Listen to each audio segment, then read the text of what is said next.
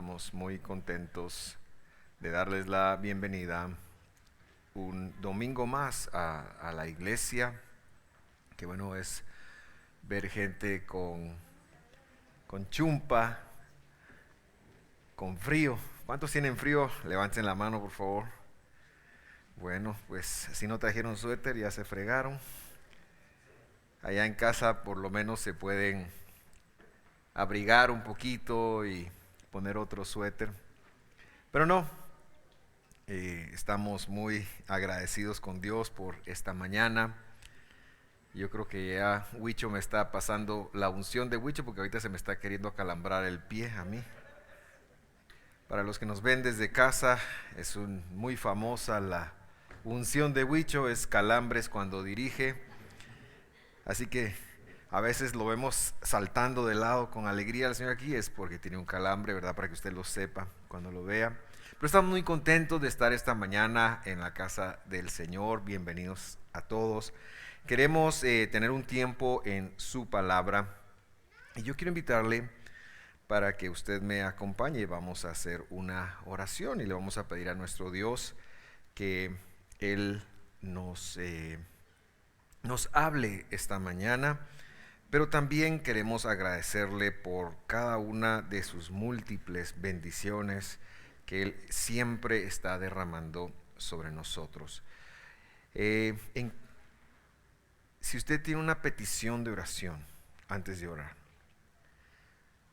y usted está aquí en la nave principal, hay papelitos con peticiones que usted puede dejar. Nosotros los hacemos llegar al Ministerio de Intercesión. Y si usted está en casa y quiere dejarnos una petición de oración, no tiene que poner por qué, con solo que nos diga ore por tal o cual persona. Nosotros igual lo trasladamos para que se interceda por ellos, ¿verdad? Porque reconocemos que todo el poder está en Dios, que Él es el que puede cambiar cualquier situación, cualquier circunstancia, y nos asociamos con Él por medio de la oración. Oremos. Gracias, Señor, por tu fidelidad, gracias por tu amor, gracias por este día, gracias por los que estamos acá, por los que están viéndonos desde cualquier lugar del mundo. Hoy te damos tantas gracias, tenemos tantas razones para darte gracias. A veces pensamos y nos concentramos solamente en las cosas que no están bien, en lo que no está pasando, pero Señor, son más las cosas buenas que tú permites, son más, Señor, las bendiciones que vemos todos los días que aquellas cosas que a veces nos hacen falta. Y reconocemos que tú siempre has provisto para nuestras necesidades, y hoy te damos gracias por ser ese proveedor, por ser nuestro proveedor, porque has provisto salvación, porque has provisto vida, porque has provisto amor para nosotros, porque eres nuestro proveedor, y el resto de las cosas también las has provisto. Bendecimos tu nombre, te exaltamos y pedimos que podamos recibir una palabra de ti esta mañana en el nombre de Jesús. Amén y amén. Muy bien, quiero decirle que revisaba esta semana, o la semana pasada más bien dicho, revisaba los estados y prédicas y dirección que hemos tenido a lo largo de los años. Y hace 4 años nosotros empezábamos a conocer las palabras de Jesús en el Evangelio, y nos tardamos más o menos un par de años estudiando y predicando. Y en ese momento surgió una inquietud en mí de poder regresar a la verdad de lo que el libro de Hechos tenía, y si no regresábamos de alguna manera en tecnología o en ese tipo de cosas, sí regresar a los conceptos bíblicos y teológicos del primer siglo. Y empezamos a estudiar el libro de Hechos. Hoy iniciaremos el capítulo 10. Empezamos el segundo domingo de enero del 2019. Llevamos 2 años y un poquito más de estar estudiando el libro de Hechos. Ahora, lo que eso hizo en mí, y ese es el testimonio que yo les quiero dar para empezar, es que me empezó a cambiar la forma de ver la Biblia. Eh, la forma de ver especialmente la revelación del Evangelio. Porque en la primera parte de mi vida teníamos una revelación del Evangelio como lo máximo y el Antiguo Testamento estaba caduco. Luego Dios vino y nos recordó que no puede haber un divorcio entre esos dos porque es palabra de Dios.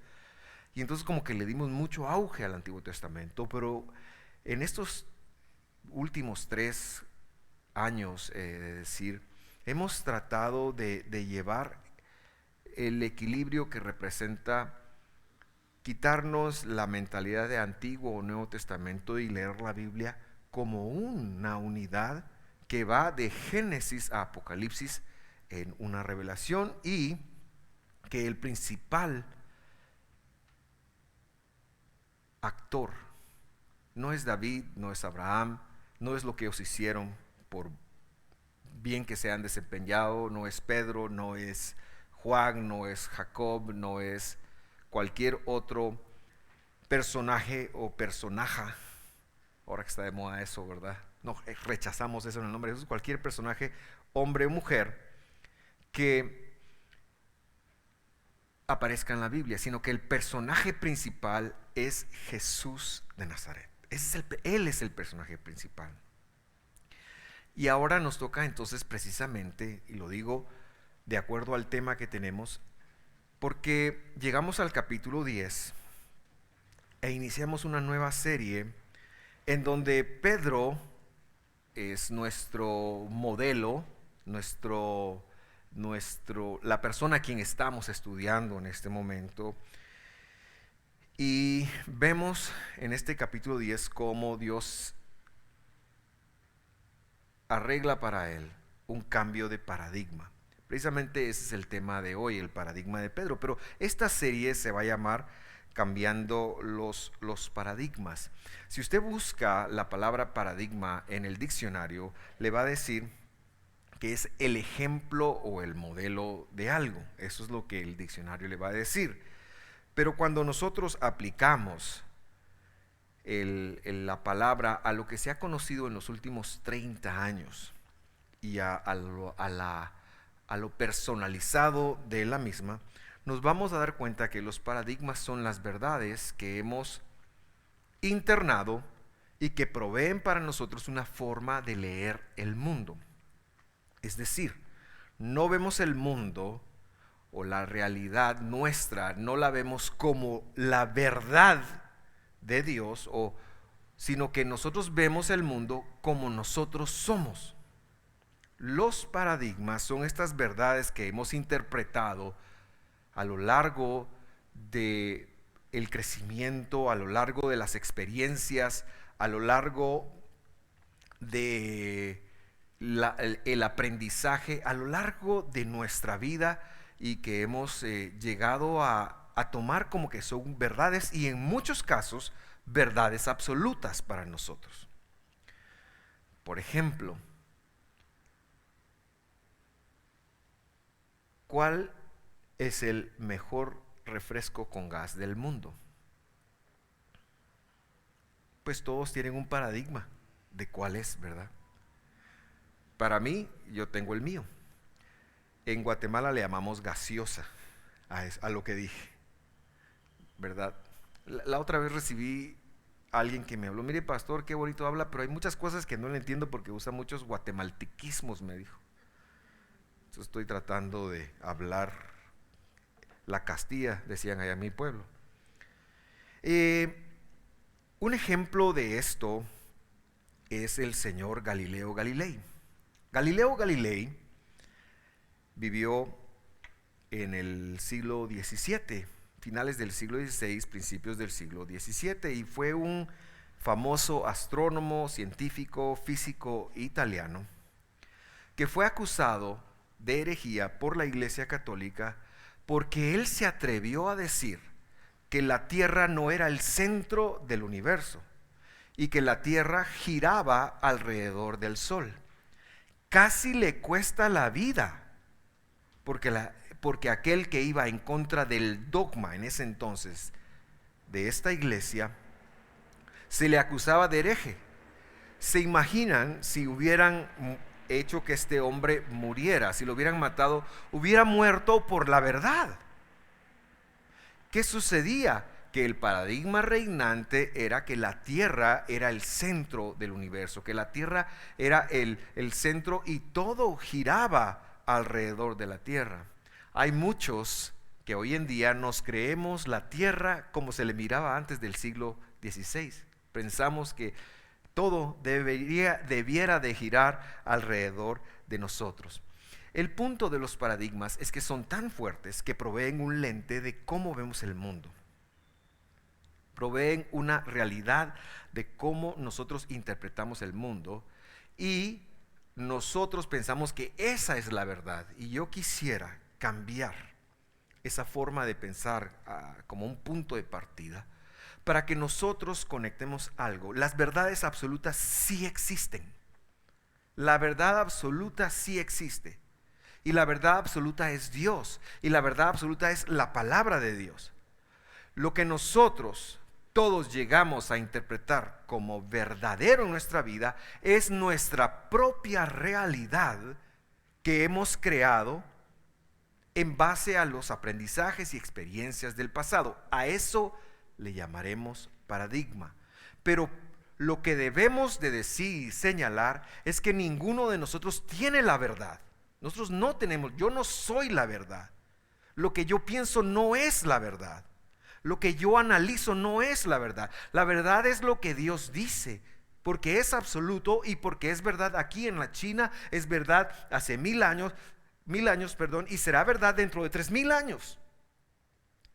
Porque es Dios. En el tema espiritual también tenemos paradigmas. También tenemos paradigmas. Todo mundo llegamos a un concepto de Dios basado en nuestras experiencias y como muchas veces, como ya dije, somos el centro de nuestras vidas, pensamos que lo que hemos aprendido o lo que hemos aceptado como bueno o lo que hemos internado en el pasado es como Dios es. También eso es verdad. Y eso le pasó a Pedro. Por eso hoy queremos hablar del paradigma de Pedro. Y normalmente hacemos las series desde que estamos en Hechos de forma inductiva, es decir, empezamos desarrollando del punto 1 al punto 2. Hoy me voy a permitir con ustedes hacer un análisis global, porque no vamos a empezar, nos tocaría empezar por el capítulo 10, versículo 1, pero no vamos a empezar por el 10:1, sino que vamos a empezar por el versículo 28.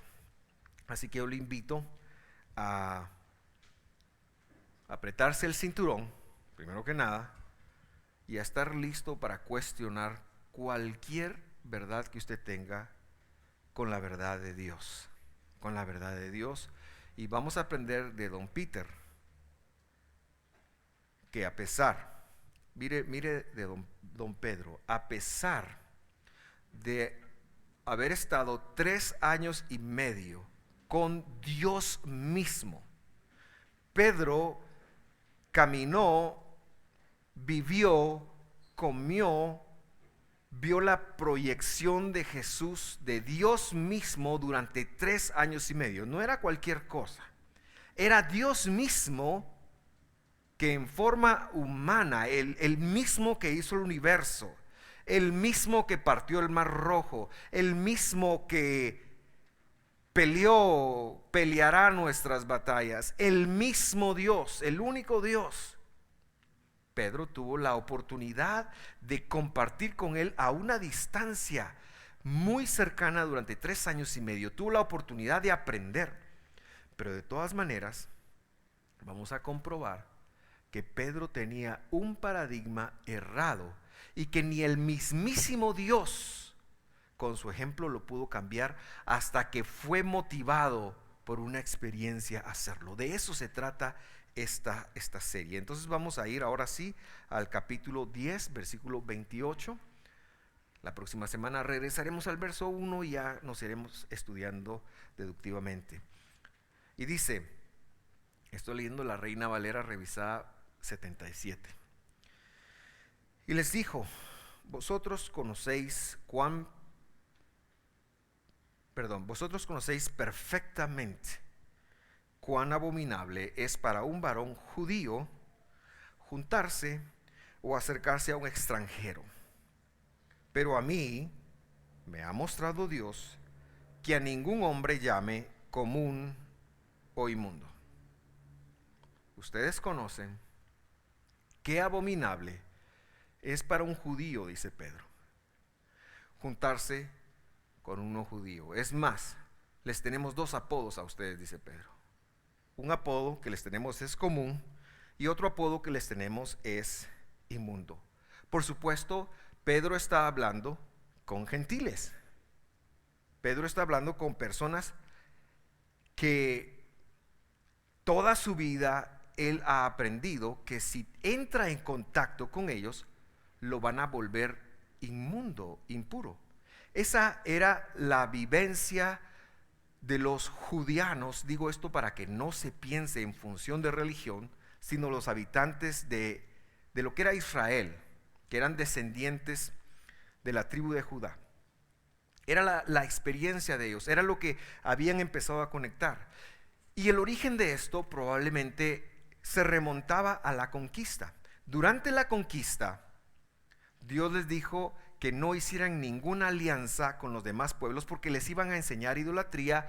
Ellos no hicieron caso, hicieron las alianzas, la idolatría vino y entonces ahí tiene usted la narrativa toda de los libros del Testamento de los antiguos, cómo ellos fueron exilados, cómo perdieron tanta, porque se fueron detrás de idolatría. Cuando regresan entonces de la dispersión, allá por el 520, antes del Mesías, cuando regresan de esa dispersión, empieza a darse una nueva forma de ver la Biblia y nace un movimiento que se conoció como el movimiento de los apartados.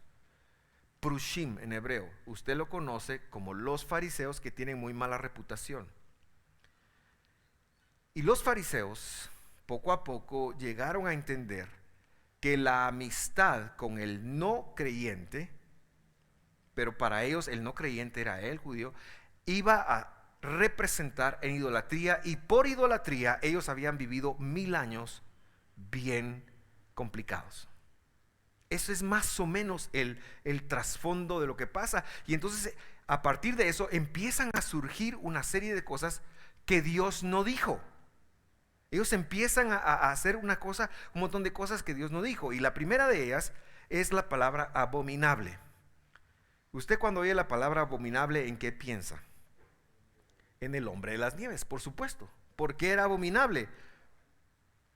Porque ver al hombre de las nieves era para salir corriendo. Pero si usted dice, por ejemplo, esta comida está abominable, ¿qué le dice eso a usted? Le dice que es la peor basura que puede ser. Lo que es abominable es basura. Lo que es abominable es a lo que no queremos estar. Y entonces, en la enseñanza que Pedro tenía, se tomó esta palabra, en hebreo es la palabra sheketz, y tiene que ver con los reptiles, tiene que ver con lo que se arrastra. Eso quiere decir sheketz, pero tomó una connotación teológica de abominable. Y entonces el judío, repito, no de religión, sino el judío de raza, empezó a crecer en la enseñanza de que juntarse con el mundo helenizado, que en este momento el helenismo, que es un movimiento filosófico griego, ha estado bombardeando a Israel ya más de 200 años. Y ellos, por tratar de mantener la pureza, entonces vienen y llegan al punto este: estar con gentiles es abominable, es sheketz, es como comer culebra, ratón o algo así. Así lo llegaron a ellos a decir. Toda su niñez, toda su adolescencia, Pedro recibió esta información. Escuchó que jamás podría entrar a la casa de un no judío, es decir, de un gentil.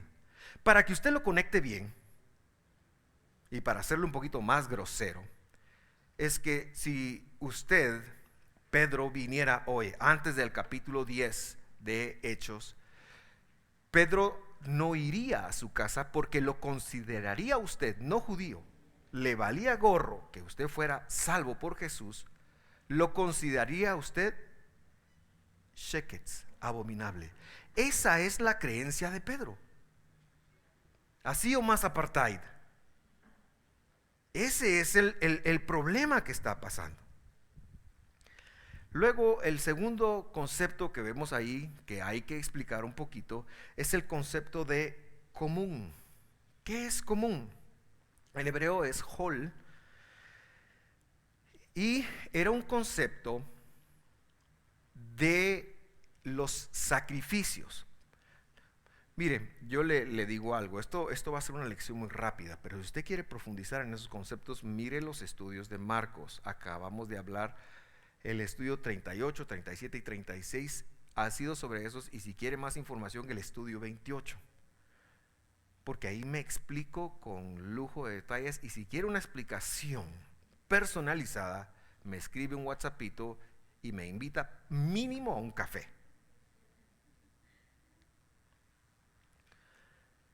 Entonces, la denominación hol se refería a los animales permitidos para ser ofrecidos en sacrificio y para ser comidos. Soy explícito. Tenía que cumplir dos requisitos. Uno, tener la pezuña hendida. Digo yo la pezuña y me señalo la mano, ¿verdad? Pero usted sabe de lo que me refiero. No me estoy diciendo animal. Bueno, un poquito quizás. La pezuña hendida, y tenía que ser rumiantes. Esos eran los requisitos. Y en este segmento cabían las vaquitas, los chivitos, los toros, los bueyes, las ovejitas, y si se me escapa alguno no lo sé. Pero la palabra hol denominaba a un animal que era puro, que era permitido, que era habilitante, que se podía comer, pero que no se podía ofrecer en el templo porque tenía algún problema. A lo mejor era tuerto, a lo mejor tenía una pata quebrada, y entonces la palabra del Señor decía que el sacrificio, por ser un tipo del Mesías, por ser un ejemplo de Jesús, no podía llevar defecto alguno. Estos eran los hol. Era un concepto de sacrificios de animales exclusivamente. Pero Pedro, ¿qué está diciendo aquí? Que él piensa que hay humanos que son estilo hol, no del Adolfo B. Hall, sino que son estilo hol, que son comunes, que no están bien. Ya vemos un concepto bíblico que se está trasladando a una practicidad que no tiene por qué. Es el concepto que él dice inmundo, inmundo. Y aquí la palabra hebrea es tamé. Y tamé es el concepto de los animales que ni siquiera eran considerados como alimento. Usted puede buscar la lista en el capítulo 11 de Hebreos, de Levítico, perdón, de Levítico. ¿Y qué quiere decir tamé? Traducen impuro, inmundo traducen también. Pero la palabra tamé quiere decir lo que inhabilita. No solo era un concepto de comida, también, por ejemplo, la mujer durante sus 7 días de menstruación está inhabilitada para tener relaciones sexuales con su esposo. Alguna enfermedad de la piel que traducen como lepra, pero está mal traducido, que se llama zaraat, que era una afección cutánea, también. Y algunas otras cosas que inhabilitaban. ¿Qué cosa inhabilitaban? Inhabilitaban el poder de Dios en la vida de las personas, temporalmente. La gran mayoría de ellos eran temporales. Esto hay que entenderlo como se explicó, no como lo hemos entendido, como la Biblia lo explicó. Ok, ¿qué sucede entonces? Sucede que a don Pedro y a los que le enseñaron a Pedro, todos los que le enseñaron a Pedro, agarraron estos conceptos que eran de otra cosa, que no eran para referirse a hombres y a mujeres, y se los empezaron a aplicar dependiendo de no sé de qué características o de qué circunstancias o cuál era el criterio que ellos usaban, pero se lo empezaron a aplicar a los gentiles. Habían unos gentiles que eran comunes, probablemente gentiles que ya estaban en la iglesia judía. Usted sabe que los judíos del primer siglo, y esto fue así hasta el año 91, cuando se celebra un concilio que se llamó el Concilio de Yabne, los judíos eran muy proselitistas en el primer siglo. A partir de ahí ellos dicen, no vamos a mezclarnos ya más. Y hoy por hoy son muy reservados. Eso sigue así hasta el día de hoy, son muy reservados. Los que sí se quedaron siendo proselitistas fueron los judíos que eran mesiánicos, que tenían el peso de Dios de ir a por las naciones. Y entonces seguramente cuando recibían gentiles en las iglesias judías, y digo iglesias porque así dice la Biblia, no porque yo lo diga, la palabra sinagoga y la palabra iglesia son sinónimos en la Biblia. En el primer siglo, hoy no. Hoy pensar que usted está en una sinagoga ahorita sentado, usted se para y se va. O pensar que un judío va a una iglesia es complicado, pero en el primer siglo eran palabras intercambiables. Solo para que usted vea más o menos cómo es la cosa. Eso ya después, 300, 400 años, ya se fue divorciando. Pero bueno, ese no es el punto de mi tema. Por favor, deje de estarme distrayendo. A mí me gusta mucho entrar en estas explicaciones. Ahora, en la doctrina de Pedro, en la fe de Pedro, en la creencia de Pedro, incluso después de haber estado en contacto con Jesús, incluso después de haber visto que Jesús fue y ministró al hermano Gadareno. ¿Usted sabe quién es el hermano Gadareno? ¿Eh? ¿Sí sabe quién es el hermano Gadareno? Uno que tuvo demonios, pero que fue salvo y que es nuestro hermano, y en la resurrección le vamos a ver. Ya no nos referimos a él como el endemoniado, es el hermano Gadareno. Y la hermana Sirofenisa. ¿Usted sabe quién es la hermana Sirofenisa? Una oveja de la casa perdida de Israel. Mire los próximos 2 estudios que vienen de Marcos, ahí lo explico también. A él Pedro no pudo con eso, no pudo con el ejemplo de Jesús, que sí fue a gentiles, que después se fue a una región que se llamaba de Almenuta, de la viuda, donde también eran gentiles, y siguió predicando. A él no le valió lo que Dios, no le contó lo que Dios estaba haciendo, y justo después de esa experiencia lo archivó, saber en qué lugar de su mente lo puso a guardar, y siguió con sus creencias de niño de la religión, que los gentiles eran abominables, que nosotros éramos abominables. Él lo guardó, lo siguió y se fue.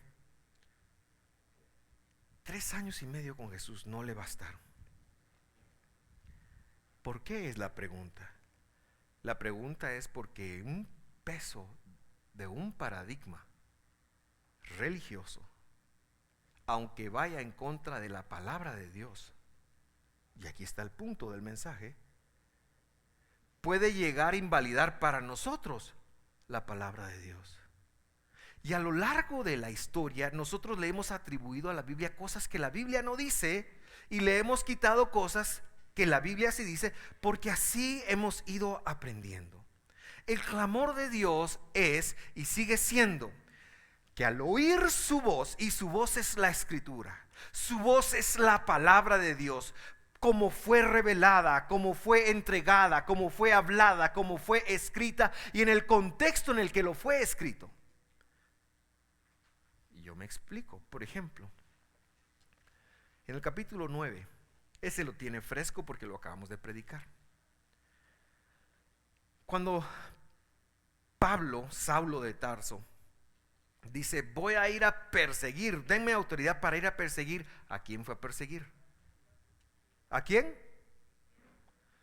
Ya vio, dijeron cristianos, Pero ahí no había ningún cristiano, mi querido hermano. Pablo fue a perseguir judíos, exclusivamente judíos. No había ni siquiera un cristiano ahí, no había ni siquiera un no judío, solo judíos que habían creído que Jesús era el Mesías, pero que guardaban toda la ley y todas las costumbres de los fariseos. Pablo no fue a perseguir ningún cristiano. Pablo nunca persiguió ningún cristiano. Pablo fue a perseguir judíos. ¿Por qué decimos que Pablo fue a perseguir cristianos? Porque lo vimos en los títulos de la Biblia. Pablo fue a perseguir cristianos. Pero si leemos el texto bien, Pablo no fue a perseguir cristianos. Pablo fue a perseguir judíos que habían creído en Jesús.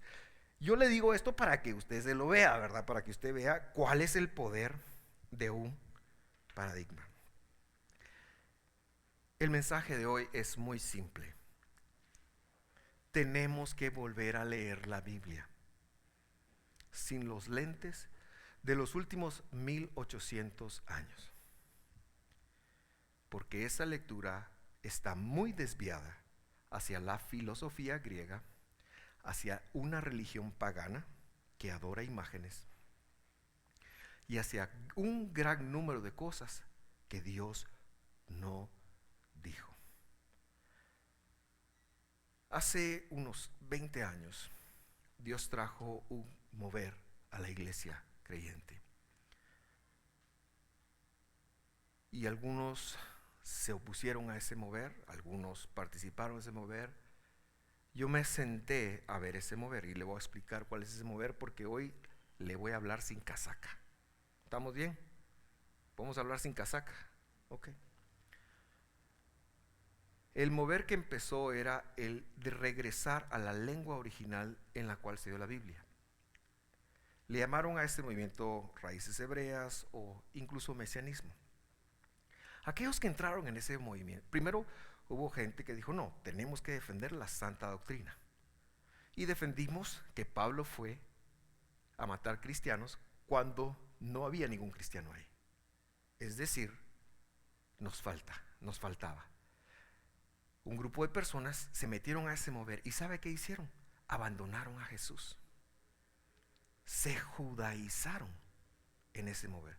¿Qué es judaizarse? Judaizarse, para que lo tenga claro, es tomar las costumbres judías y pensar que son bíblicas. Judaizarse no es leer la Biblia y tratar de hacer, vivir, comer como Dios dijo que se hiciera.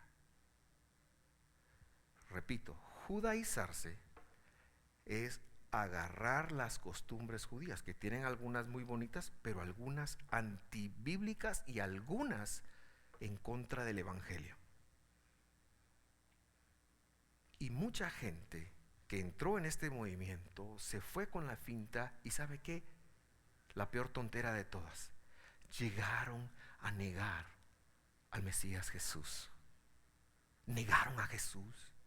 ¿Cómo puede alguien negar al Rey de Reyes y Señor de Señores? ¿Cómo puede alguien minimizar y pensar que Él no es el Rey de Reyes, que Él no es el Señor de Señores, cuando la Biblia lo grita, cuando la Biblia lo está diciendo? Jesús es el Rey. Hay un nombre que es sobre todo nombre, y es el nombre de Jesús, mis queridos hermanos. No podemos, pero sí tenemos que aprender que el Dios del Antiguo Testamento es Jesús. Es Jesús. Y sí tenemos que aprender que regresar a como David vivió la Biblia, a como la vida, a como Salomón en las cosas buenas, que a como Josué y todos ellos, es lo que Dios espera de nosotros. Judaizar no es guardar mandamientos. Eso no es judaizar. Eso es guardar mandamientos, es guardar la palabra de Dios. Porque ¿acaso ya tenemos licencia para matar? Pregunto. Porque los mandamientos son los que dicen: no matarás. Y bueno, el mensaje que yo le tengo a ustedes: tenemos que volver a leer la Escritura. Lamentaciones, y este es el último versículo que le quiero compartir esta mañana, capítulo 3.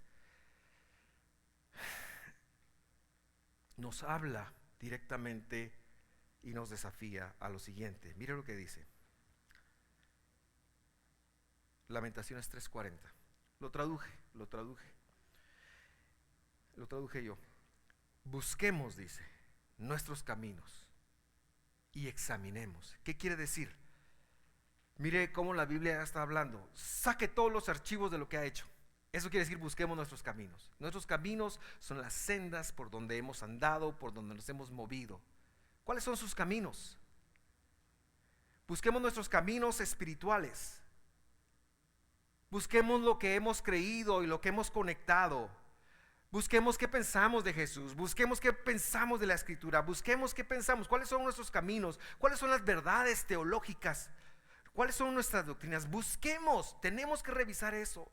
Lo que aprendiste, mi querido hermano, tiene que ser sometido a la Escritura, a la sola palabra de Dios. No puedes seguir defendiendo cosas que son doctrinas de hombres. Eso era lo que hacían los fariseos. Los evangélicos somos muy fariseos, aunque no nos guste admitirlo, porque la gran mayoría de veces defendemos doctrinas de hombres. ¿Cuál es el largo de la falda? Se puede venir con pantalón a la iglesia.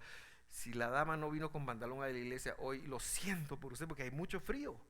Aquí hay un par de valientes. Hubieran venido con panza abajo. Pero esas son las discusiones que hemos tomado. ¿Se le puede dar Santa Cena a un niño? No se le puede dar. ¿Cuántas veces hay que tomar la Santa Cena? La hay que tomar todos los días, porque son cosas que hemos establecido nosotros y que la Biblia realmente, si pusiéramos atención, reguló de otra manera. Nos hemos convertido en fariseos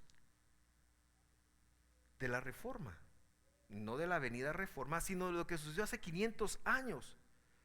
Y el problema es que hace 500 años lo único que hicieron fue, bueno, y no todos, ¿verdad?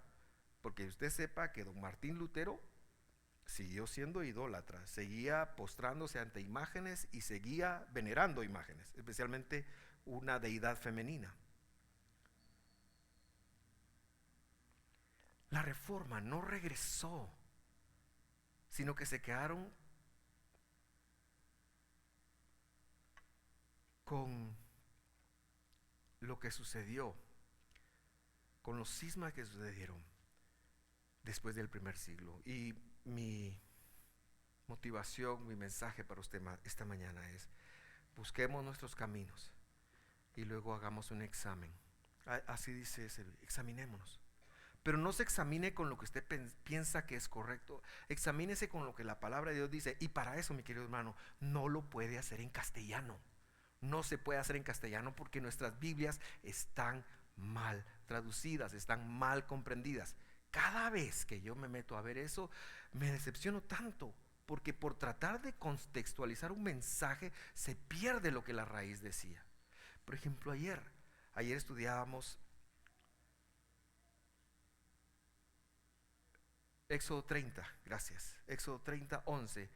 Y dice, cuando hagas un censo, dice cualquier Biblia que usted diga, dice cualquier Biblia que usted lea, perdón, dice cuando hagas un censo, cuando tomes un número, y usted se queda con la idea de contar, y que había que pedirle un poquito de pisto al cuate para que por si lo contaba había problema. Eso, pero la Biblia no dice eso. La Biblia dice, kitizá, cuando levantes, dice, la cabeza de los israelitas. ¿Para qué se levantaba la cabeza? Para un oficio, para un servicio. Y ahí se va otro concepto. Ahí se va otro concepto. Pero bueno, vamos a dejarlo así. Examinemos. Y luego de examinar, volvamos al Señor. Volvamos a Jehová. Volvamos a Adonai. Volvamos a Jesús. Volvamos a Jesús. Jesús quiere decir el Señor, o Adonai, o Jehová salva. Vamos a revisar esto en los próximos domingos. Yo le digo, va a ser muy bueno, va a ser muy bueno. Y si nos equivocamos, Dios nos va a ir enderezando. Y estamos abiertos a una discusión sana. Estamos abiertos a intercambiar ideas, por supuesto. Yo quiero que usted cierre sus ojos y haga una oración conmigo. Y en esa oración yo quiero pedirle que usted escudriñe. Que usted escudriñe. Lo que le estoy diciendo es que revise lo que usted aprendió de la Biblia hasta hoy y que lo someta a lo que la Biblia dice, a lo que la palabra de Dios sí dice, y que no se quede con la traducción, que compre su diccionario, que estudie. Ese es mire, yo me siento tan contento de lo que empezamos a hacer en los estudios que desarrollamos Gálatas. Ayer miraba que los primeros estudios de Gálatas tienen 10, 12, 14 vistas. Le falta a usted verlo para que usted sepa de qué estoy hablando. Hay tanto que estudiar, hay tanto que aprender, hay tanto que conectar. Escudriñemos, busquemos nuestros caminos. Busque tu camino. Yo por supuesto que te estoy hablando de cómo has comprendido la Biblia, pero muchos de nosotros ni siquiera hemos llegado a un momento en donde decimos: la Biblia es mi mapa. Ni siquiera la traducción, pues, sino muchos de nosotros todavía nos dirigimos por lo que pensamos. Pensamos que nuestra realidad es la verdad, y es lo primero que decía hoy: nuestra realidad no es la verdad. La verdad es la palabra de Dios. Y tenemos que cuestionar eso, y tenemos que volvernos a eso, y tenemos que repensar eso, mis queridos hermanos. Yo no pretendo tener la verdad, pero sabe que si soy un estudiante de ella. Eso sí soy un estudiante muy consciente de la verdad. Y sí, me he equivocado, lo confieso, me he equivocado y mucho. Incluso me he equivocado en este púlpito. No me da pena decir que muchas cosas que he predicado fueron al estilo Job. Hablaba lo que no entendía, pero poco a poco Dios ha tenido misericordia y revelación, porque la revelación viene porque Dios la da. Y yo quiero invitarle a usted a cuestionar qué sabe usted de Dios. Dos cosas quiero invitarle a cuestionar. Número uno, ¿quién dirige su vida? ¿Se dirige usted por la palabra de Dios? Hoy es un buen día para empezar a ser dirigidos por la verdad eterna que Dios habló. Y número dos, esa verdad, ¿cómo está? ¿Cómo está esa verdad? Si su verdad viene en la escuela dominical, hay que revisarla. Si su verdad viene de hace 15 años, hay que revisarlo. Si su verdad viene de hace una semana, hay que revisarla. Hay que revisarla, hay que compararla, porque Dios sí sigue hablando, hermanos. Dios sí sigue hablando. Dios sí sigue sacando palabras de su boca, solo que están en Génesis, en Éxodo, en Levítico, en Números, etcétera, etcétera, hasta Apocalipsis. Dios sí sigue sacando. A veces le creemos más a una profecía que a lo que la Biblia dice. No estamos bien con eso. La Biblia manda. La Biblia es la palabra profética más segura que existe. Es la primer opción, es la primera palabra. Las profecías que Dios ha dado vienen a confirmar lo que está escrito. Vienen a exhortarnos, vienen a volvernos a lo que está escrito, vienen a animarnos a vivir en lo que está escrito, vienen a consolarnos en función de lo que está escrito. Pero Dios sí sigue hablando. Dios no solo habla, hoy está gritando, mis queridos hermanos. Dios está gritando, su voz es tan fuerte porque nunca antes había tanto conocimiento de la palabra de Dios. Nunca antes la Biblia había sido traducida a tantos idiomas. Nunca antes había tantas herramientas como para entender la historia, para entender el lenguaje original. Nunca antes Dios se ha ocupado en gritar, pero muchas veces estamos tan ocupados en otras cosas que ignoramos la voz de Dios. Muchas veces estamos tan ocupados en hacer cosas que solo son temporales, que olvidamos la eternidad, que nos apartamos de la eternidad de Dios. Y Dios sigue gritando y sigue gritando cosas eternas en su palabra, en su palabra. Algo de inclinación hacia eso deberíamos tener. Yo no te digo que dejes de trabajar y te dediques a estudiar exclusivamente la Biblia, pero si tienes tiempo, sabes, Sí, hazlo. ¿Sabes qué sí puedes hacer? Quitarle un poquito al Netflix, quitarle un poquito a cosas tan temporales y decir, no, yo voy a empezar conscientemente, me voy a someter a lo que Dios me dice, a lo que Dios dice para mí. Me voy a someter a eso, me voy a someter a su palabra, porque lo necesito. En el nombre de Jesús. Mientras tú oras, mientras tú llevas esa conversación con Dios, yo quiero orar por ti y quiero orar por cualquier petición que haya en nuestros hermanos virtuales. Pero yo quiero que lleves ese pensamiento, quiero que tengas esa conciencia en este momento. Quiero que te examines en esas dos cosas. ¿Es la palabra de Dios mi guía? ¿Es lo que me estoy rigiendo por lo que está escrito? ¿O soy yo? Soy yo, me estoy manejando por mí mismo. Eso no admite una tercera opción. O sí o no. O Dios me está guiando o no. Y si Dios me está guiando es su palabra.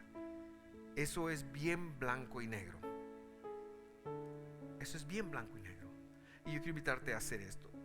Y luego, ninguno de nosotros podemos decir que Dios está completamente guiándonos. También eso es muy cierto. Pero por lo menos podemos empezar en esa senda. Y empezaremos cuestionando lo que vamos viendo y comparándolo, lo que creemos. Tenemos que irlo comparando con la Escritura. Tenemos que irlo cuadrando con la Escritura. Por favor, medita en eso. Padre, yo te doy gracias por la vida. Te doy gracias por cada uno de mis hermanos virtuales que en este momento están, y los que están acá presentes también, que están meditando sobre estas palabras. Señor, yo te ruego que tú avives el fuego del don de Dios, ese don que nos diste cuando nos salvaste, el poder tuyo en nuestros corazones, el Espíritu Santo. Tú dijiste que Él nos guiaría a la verdad, pero no a nuestra verdad subjetiva, sino nos guiaría a la verdad.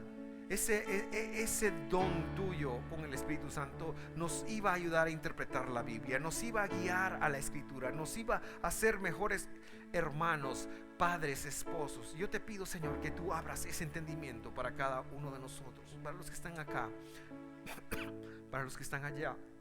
Ayúdanos, Señor, ayúdanos en este viaje de someter nuestra cerviz, nuestra voluntad a lo que tú quieres, a cómo te manejas tú, a lo que tú pides de nosotros.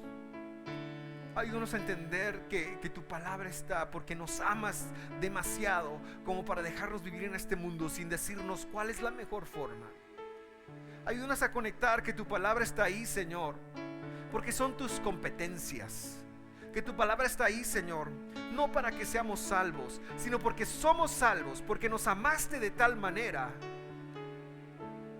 Señor, nos diste tu palabra para que podamos vivir en comunidad junto contigo, Señor. Señor, ayúdanos a reconocer que no es por ningún mérito, que no es porque me voy a ganar esto, si hago yo, cumplo tu palabra, si conecto tu palabra. No es que me voy a ganar ni siquiera una bendición, sino es porque como ya somos bendecidos por Jesús con la salvación, tú fuiste tan amoroso que nos diste la palabra, que nos diste la Escritura para poder vivir una vida que te agrade, para poder vivir tu voluntad. Ayúdanos a conectar, Señor, que en tu palabra y no en mis pensamientos está tu voluntad para mi vida. Esa conexión debe ser tan fuerte. Ayúdame a abrir los ojos, a encontrar que es tu palabra la que me dicta tu voluntad y no lo que yo pienso que tú me estás diciendo, sino tu palabra es la que me dice.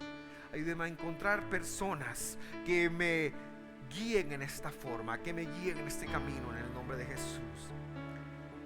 Oro específicamente por Lucy Estrada, Señor, para que en medio de la situación que está enfrentando, tú traigas sanidad, tú traigas salud y una completa recuperación a su cuerpo, en el nombre de Jesús. A ti te damos toda la gloria y toda la honra. Gracias, Señor, por los siglos de los siglos.